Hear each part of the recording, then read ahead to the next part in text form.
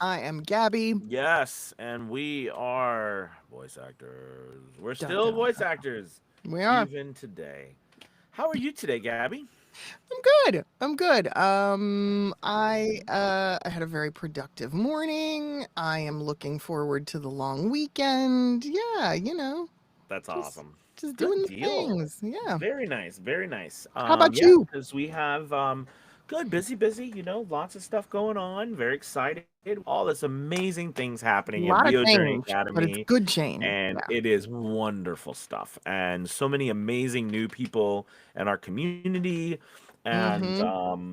just continuing to build wonderful relationships with all of them. So yeah, absolutely wonderful. Busy. So it's a good thing. Good thing. We can't complain. Morning, Chris.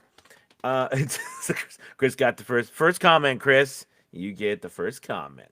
What are we chatting about today? So today's topic is to breathe or not to breathe.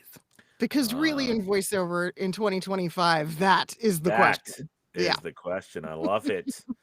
I love it. Breath Well, control. Yep. so yes, to breathe or not to breathe. Mhm, Well, mhm. what should we do, Gabby? Oh, Should man. we breathe or should we Oh, not breathe? man. Oh, man. This is So such a fun topic. It's set the changed so scene. much. Set the scene. What is Look, the question? Like set the first off, scene. yeah. I remember back in the day when digital audio, like, first emerged and people realized that you could take out breaths and it became not only the standard, but it was used as a way to speed up time, right? So you could Right. get more copy into the space, like in commercials. And I remember at one point it was so bad. It was like audio overlapping and like, oh my God, it was terrible. It was just, and we did it. We all did it. And then, somewhere along the way, people were like, yeah, this is dumb. We don't sound human anymore. Right. And it kind of became the standard to go, okay, let's remove the breaths or reduce the breaths, but not kill the space that the Right. breath resides in. And now with AI, we have gone completely the other direction. And now people are like, wait. See, like the difference between them and us is that we breathe and they don't breathe. So maybe we should leave the breathes. Yeah, you wonder how long. I was just thinking about. I wonder how long before they have AI breathing. Oh, they're going to breathe. They're Like going to just to breathe. I mean, I copy. feel I like was. but when they first do, I swear to God, that is going to be hysterical It because is going to it's be. going to be so bad. They're gonna breathe like in the weirdest places possible. Ah, It's gonna be I awesome. wonder Yeah, what the. Just, exactly. I breathed. Um. Uh, Yeah. So I. So yeah. So okay. So let's. That's. I didn't even know that, Gabby. That's pretty interesting. isn't it funny? That is So, funny. all right. So so first of all, I guess the bigger conversation here is Chris is very Right. excited for. He is raring to go, man. He Yes. was ready for Yes. this today.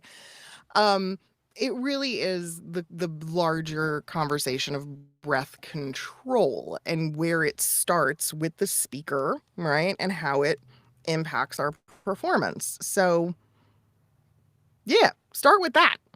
Let's explore, right, Yeah.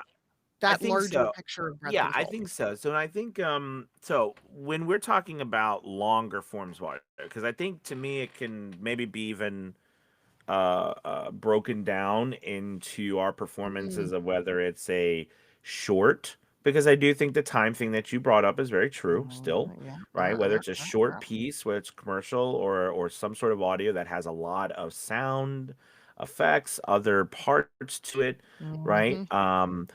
And then there's longer pieces of audio, right? Where we are the sole source of all of it, right? From the telling the story to the Mhm. if there is vocal effects or whatever, we're making it all, and all that kind of stuff. Yeah, I mean, you are the entertainer, yeah.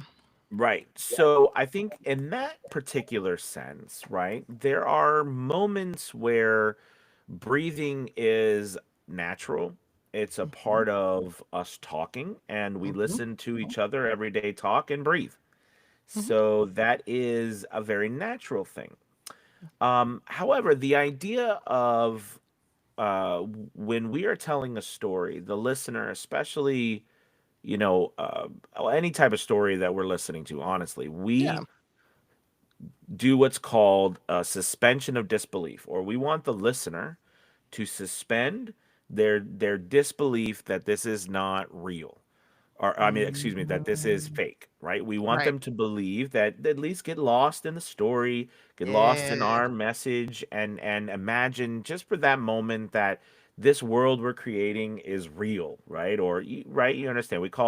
We are suspending the disbelief of the audience.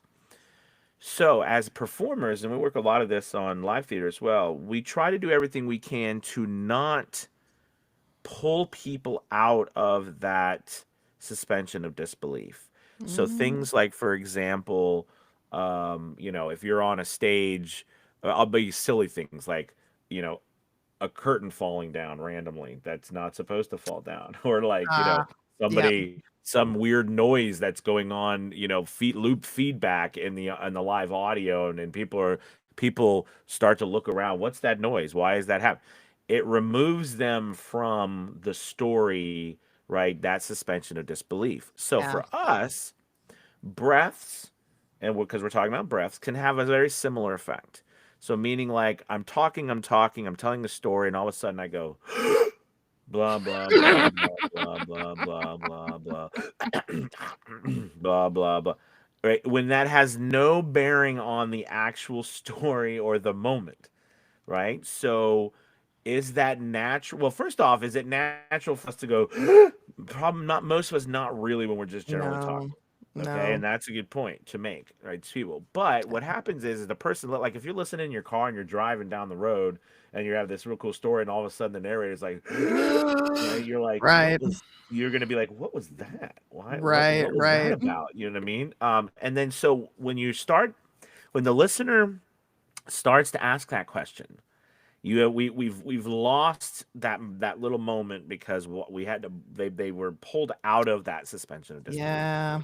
So so what happens is that we want to then mitigate that by not doing those things that will rip them out of that. So, Very you good know, point. Yeah. yeah, breaths have that tendency to do that when we are not when we're over the top with them. And a lot of times our Mhm. breathing, if they come out like that, they're over the top.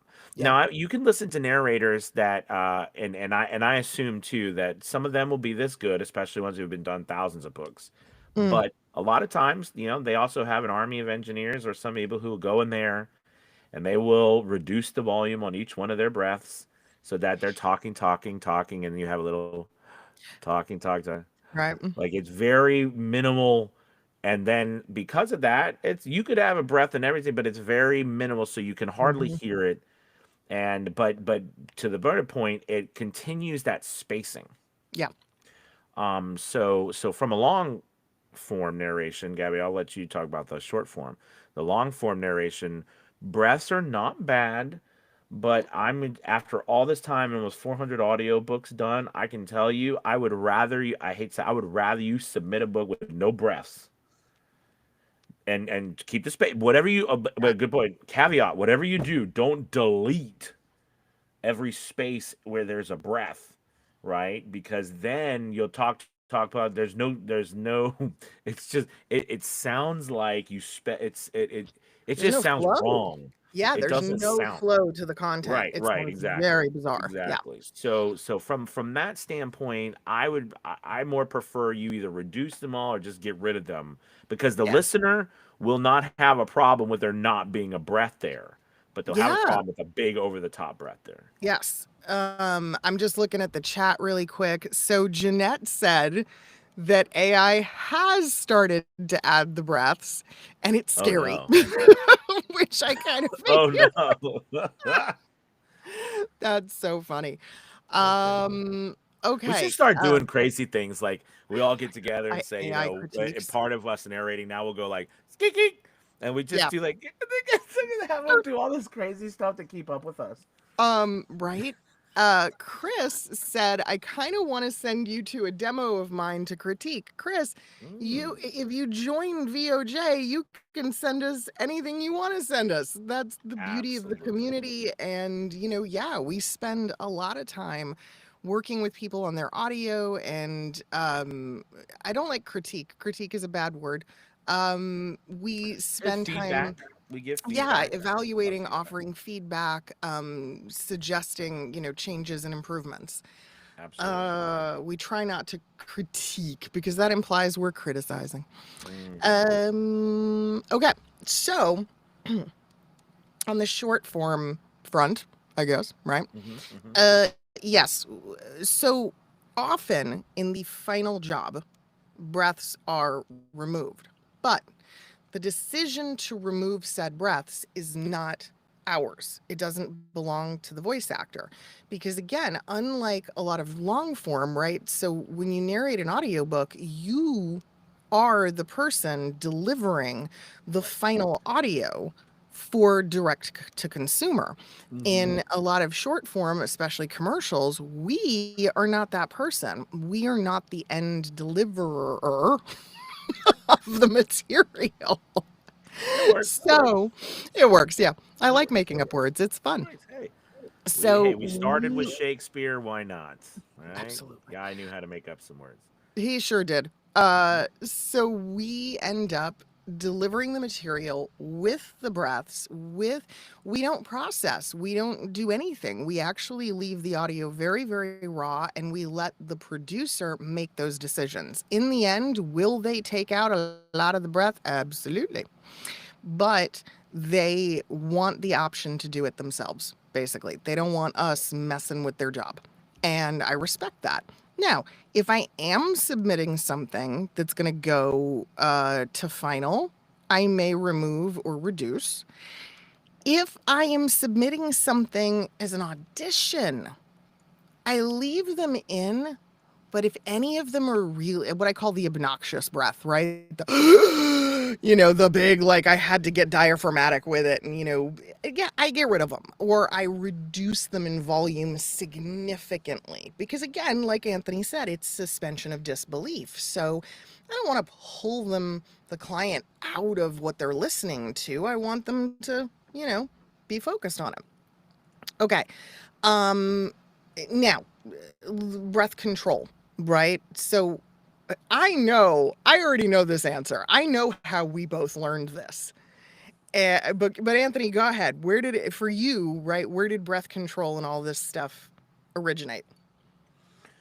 So this goes back to the beginning of my journey as an actor.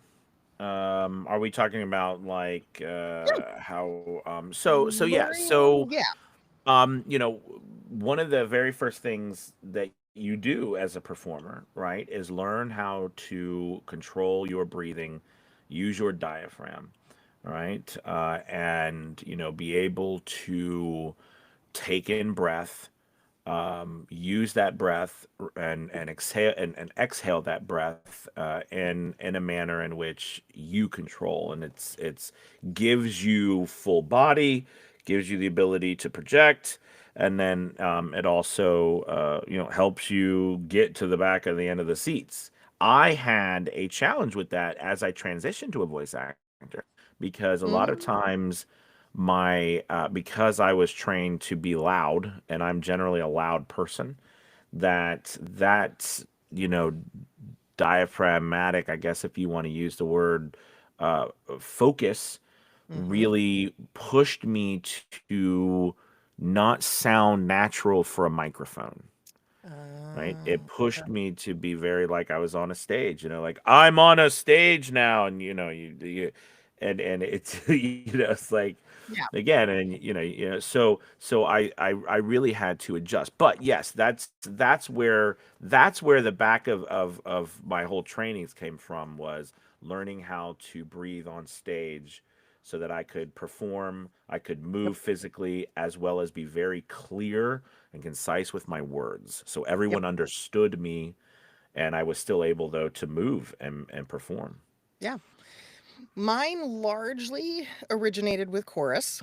Mm. Because Chorus, that's of course. Yes, yeah, chorus, right? A yes. big part of chorus, Singing, you know. choir, singing, any of that stuff, it's all about where you take the breath. I mean, literally, if you're working in a chorus with a conductor, the conductor is telling you where to breathe. Imagine that, right? So Mm. if you've never No. experienced that, it's something, and it's really, really interesting, but it does start to train your brain and your body of where to take your breath. So, breath control for me, I had so much chorus behind me that I didn't have too much of a problem with it unless I got nervous.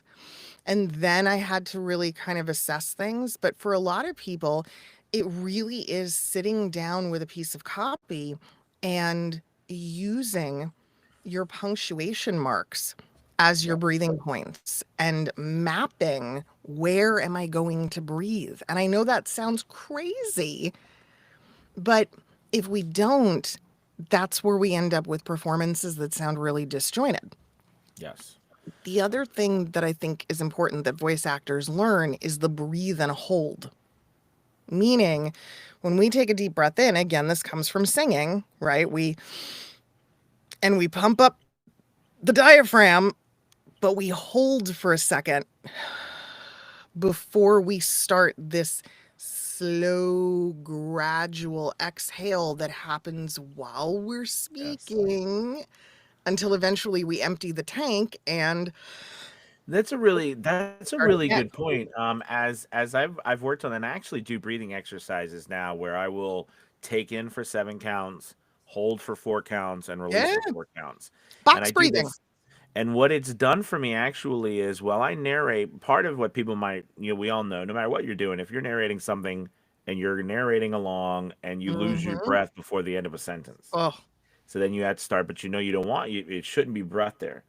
Well, the Mhm. better you'll get at this, the more this exercises you'll be able it will allow you to finish that sentence and you'll be able to shape your words even when like my breath is going out right now, but I'm still talking and I'm still going, Mhm. right?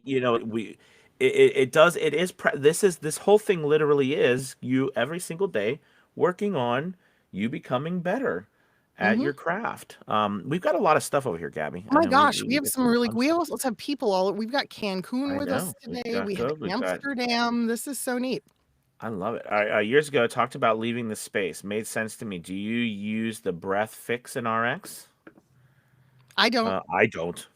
Yeah, I don't, but I don't I trust it. mean, I don't I trust don't it. either. I never mess with I anything with breaths because we breathe when we talk too, right. so it can get it messed up.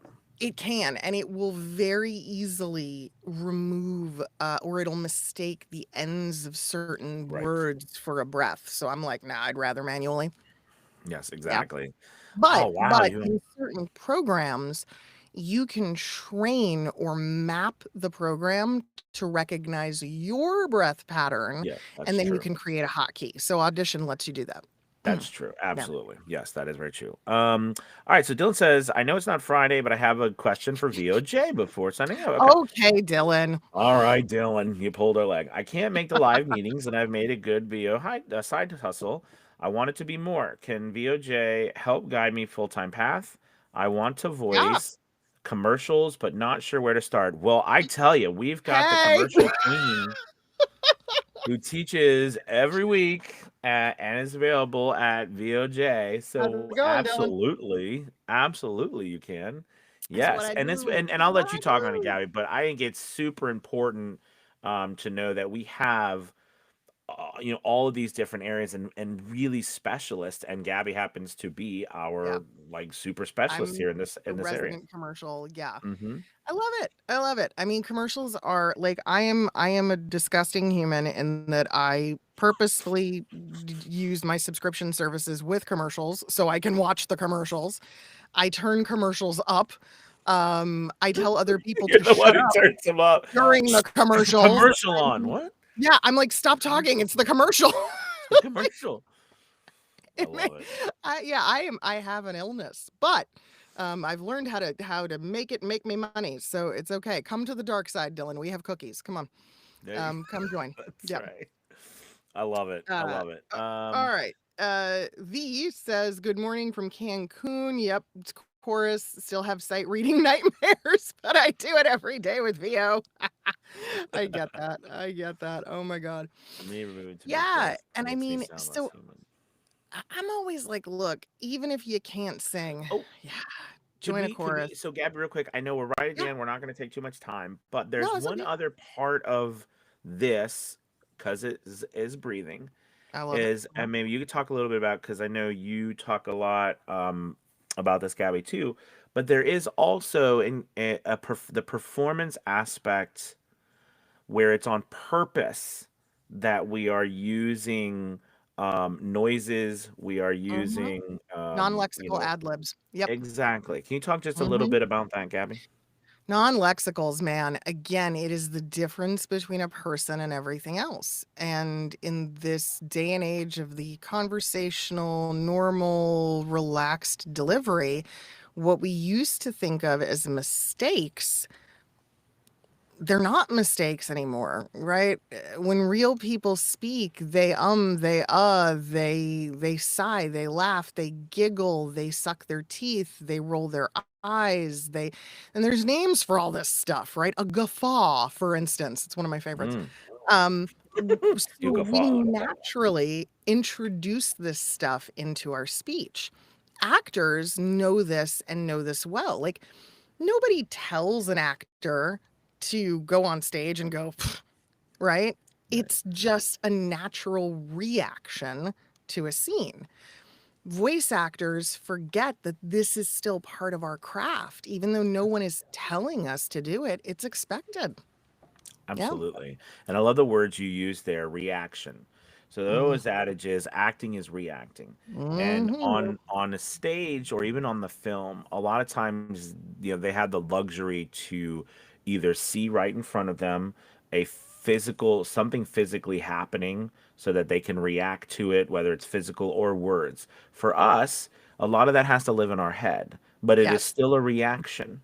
Do you know what I mean? So we're still reacting. We're either reacting to, the prompts that we're given, the storyline that's given to us that we're dealing with, right? Mhm. Where we're coming from, who Mhm. our audience is, you know what I mean? Yeah. Or in a broader story about what's happening throughout the story. But acting is reacting. I love that, Gabby. I like that word usage. So true. It's so true. Yeah. And John, yes, hi, you have met somebody who gets excited about commercials. That is me. That is me. Now you have. It's a Mission is really complete. funny thing that all commercial voice actors share in common. It's a story we talk about is when our family members go, "Oh, I hate commercials." We all look at them and go, "Do you like where you live? Do you like your home and your things? Shut up." We do not.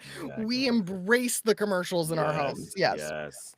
Well, Yeah. everybody, what a fun day. This was a great topic and absolutely loved it. And thank you all for being here with us. Yeah, and we will see you tomorrow. What are we talking about tomorrow? Mouth Do we noise. know? What is it? Mouth noise. Oh my Yep. goodness. Yep. Mouth Mouth noise. noise. Oy, oy, oy. Somebody said, Gabby, that's great. I do the same now. And I look at the commercials I love and I put their links to reference again in the future. Yes. Yeah. Yes, for Yeah, yeah, yeah. sure. Oh, Absolutely. man. Love it. All Yeah. right, gang. Thank you guys so much for watching. Have a wonderful day. We will see you tomorrow. Bye, Goodbye, guys. Thank everybody. you. Goodbye. Goodbye.